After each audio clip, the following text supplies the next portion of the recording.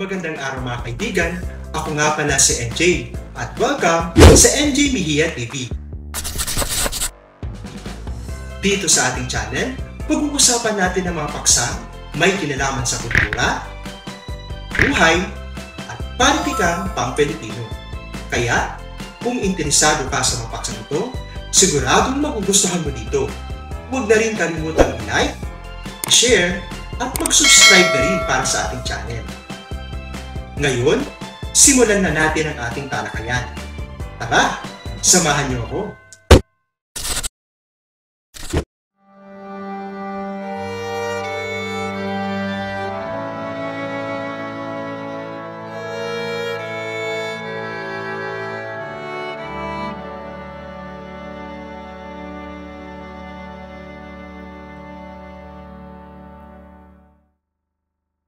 Ang ika-34 na kabanata ng Noli Me Tangere, ang pananghalian.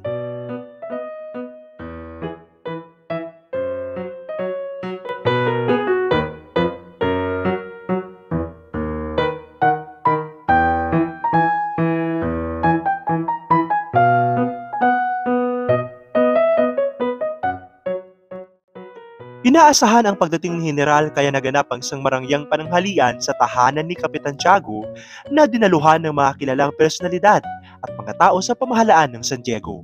Ang hapagkainan ay punong-puno ng kasiglahan at kagalakan. Magkatapat na nakaupo sina Ibarra at ang Alkalde Mayor na tila nagbibigay diin sa kanilang mahalagang posisyon sa lipunan. Kasama rin sa pananghalian sina Maria Clara, ang kanyang mga kaibigan, mga kapitan ng bayan, ilang pare at mga kawani ng pamahalaan. Sa simula pa lamang ng pagtitipon, napansin ng lahat ang kawalan ni Padre Damaso na agad-nagang paksa ng diskusyon. Ang mga bisita ay nag-usap tungkol sa iba't ibang bagay. Ang hindi pagdating ng pari, ang kakulangan ng kaalaman ng mga magsasaka sa wastong paggamit ng kubyertos, at ang mga kursong nais ipakuha ng mga magulang para sa kanilang mga anak. Sa gitna ng maayos na pag-uusap, damang-dama ang kaunting tensyon sa hangin. Tila may mga hindi nakitang alon ng hindi pagkakasundo sa pagitan ng ilang mga bisita.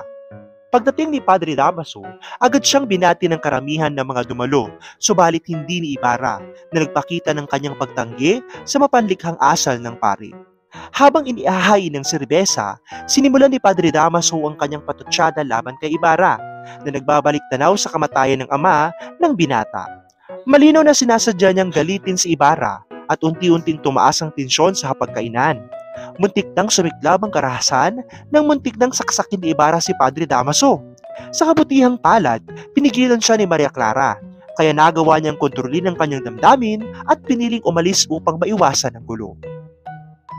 Bukod sa pangyayaring ito, ipinakita rin ng kabanata ang kabuhayan at kultura ng lipunan sa pamamagitan ng mga detalyeng tulad ng pamumuno sa hapag, mga kaugalian sa pagkain, at mga ugnayan ng mga kilalang tao sa bayan. Makikita dito ang tensyon sa pagitan ng otoridad, ang kapangyarihan ng simbahan, at ang respeto o kakulangan nito sa mga individual. Ang kabanata ay nagsisilbing patunay ng pagkakaiba ng posisyon sa lipunan at kung paano naiimpluwensyahan ng reputasyon at kapangyarihan ang kilos at desisyon ng bawat isa.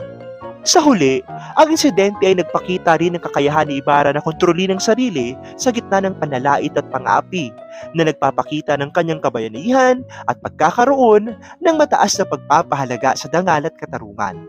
Ipinakita rin dito ang kahalagahan ng presensya ni Maria Clara na hindi lamang bilang inspirasyon kundi bilang tagapigil sa galit ng binata.